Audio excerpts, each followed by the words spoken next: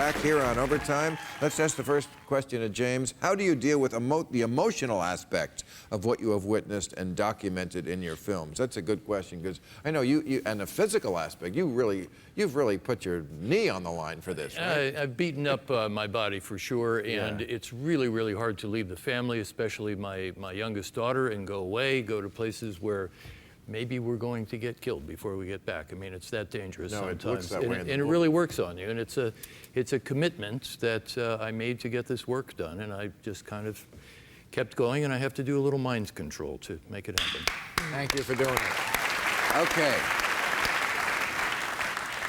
Now the rest of you gold brickers. What do you think is the main reason that most young Americans tend to vote liberal on both social and fiscal issues? Well, they used to say, you know, if you're not a liberal when you're 20, you have no heart, and if you're still a liberal when you're 40, you have no brains. Actually, they don't necessarily vote liberally on social, they do, definitely on social issues, not necessarily on fiscal issues. Debts and deficits are the one issue that if you talk to kids across the board, they are really terrified because they know that if we don't renegotiate the social contracts for their generation, they know they're not going to get it anyway, but they know they're going to have to pay for it. And so they're not necessarily fiscally liberal. Yeah. Well, the other thing is 4 out of 10 young people don't identify with a political party.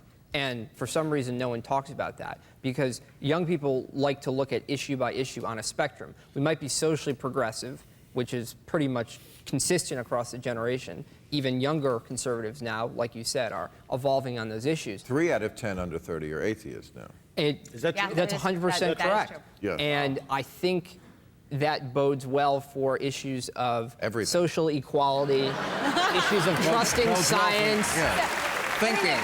Thinking, free thought. The smallest group that identify, like 25% identify with formal religion, organized religion, that's it. It's the smallest of any cohort. Spirituality is becoming bigger, yoga, these sorts of practices. Although, like, Reader's Digest, 69% of them.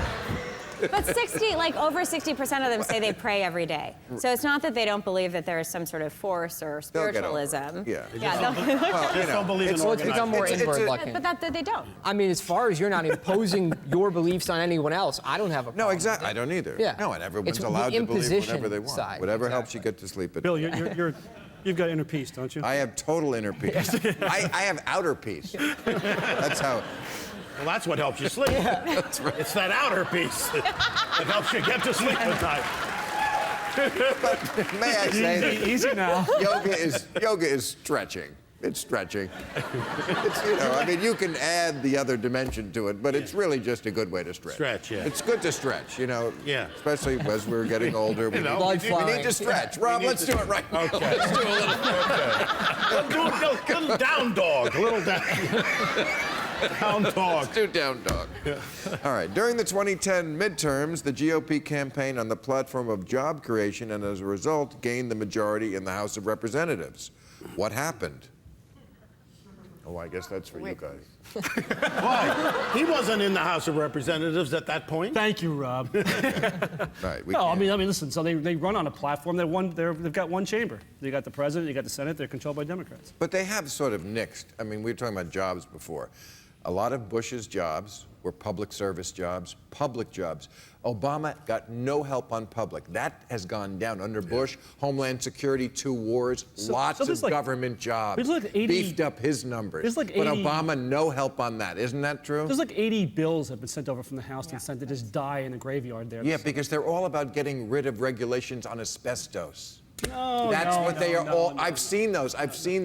They had what they called it. They called it like the famous 15 or something. I read those 15 bills. They were all about getting regulation so that the storms could be worse. No, there's one sort of about making sure that if you are increasing regulation in one area, that you're looking for a corresponding decrease in some other. You're just trying to rationalize it. I mean, do you really think regulation's the problem? Do you really honestly? Well, you talk to this small deep in your heart, you think regulation I think among is the small problem? business people, I think it is a leading. If you ask the top 3 issues of why they are slowing up, I know. I'm asking you if you think it's really the problem. Yeah, I think it's one of the problems. Do I think it's the single biggest problem? No, but I think it's one of the top 3 problems in terms of businesses expanding and hiring people. We all get frustrated. I wanted to cut down a couple of trees in my backyard. I couldn't do it because they're like protected.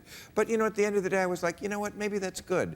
So my sometimes- personal... I- you know what I a tend to- moderated sometimes- approach to regulation is what you need. I mean, instead of just being over callous with regulation in a way that has ended up deterring the growth of the economy, it's just some moderation is all we're asking. Can I give you an example? I wish So- there so were there's- moderates in the House and Senate. If there were moderate Republicans, I mean, On we both talked sides. about, On both sides. Yeah, no, I mean, Yeah. we talked about this Democrats, earlier. Democrats have been wiped out Reagan in can't- 06 Reagan and 08. couldn't get Republicans in a 06 and nomination 08, in and Democrats in 10. But wait, no, come on. Again, this is false equivalency. There are no more moderate Republicans left. There are plenty of moderate Democrats who look just like Oh, that's not Republicans. true. That's not true. Are you kidding? Yeah, Susan Collins is not a moderate Republican. There's one.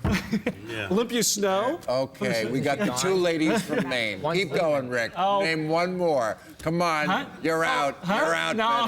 buddy. You're out, buddy. Oh, I'm not doing the You're Perry out. thing. You're That's it. going to parry me. Yeah, the problem is that the Republican Party has moved very steadily to the right since 1964, when Right. Goldwater lost and a lot of infrastructure was put in place to move the party.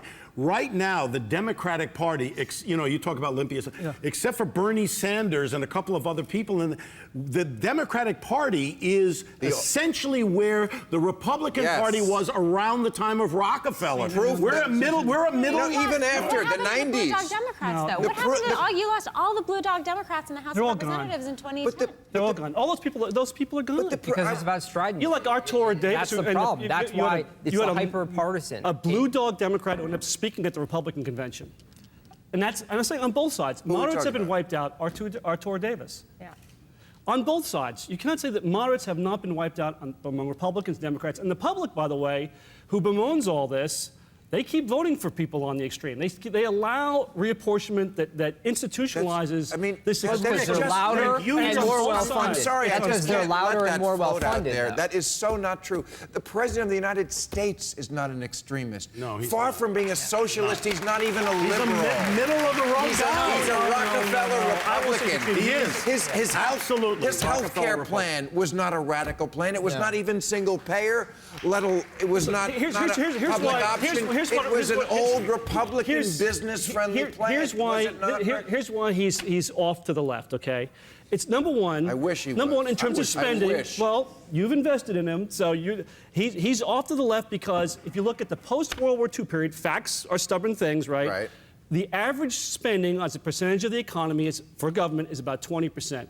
Democrats, Republicans, they come and go, 20%.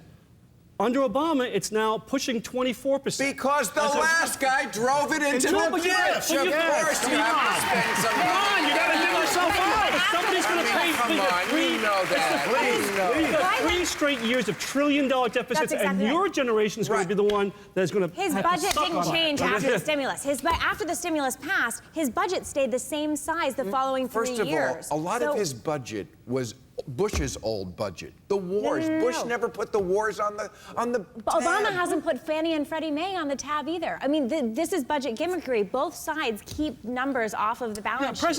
Presidents have a hard time. Okay, FDR inherited the Depression. Nixon and Ford. Nixon the then made it worse. Vietnam War. Ford the impeachment. FDR made the Depression worse? Actually, the economy bottomed out in 1936, 1937. Well, worse. No. Actually, it got better, and then it got worse when they went back to austerity in 1937. It got way better. So it got worse under FDR's watch, and then it got better when we got into World War II. And at some point after 4 years, aren't you supposed to be held accountable for what you said and what you promised? That's my point with Obama. I could read those economic statistics to you again. You know, but the truth is... Wall Street, isn't that what you live The truth is that you look at 23 million people that are still unemployed or working part-time. That's the truth. If a Republican had had this record, you'd be naming airports after him. No. All right, we got to go. Thank you very much. Real Time with Bill Maher, Friday night at 10. Ask Bill and his guests your questions right after the show at HBO.com.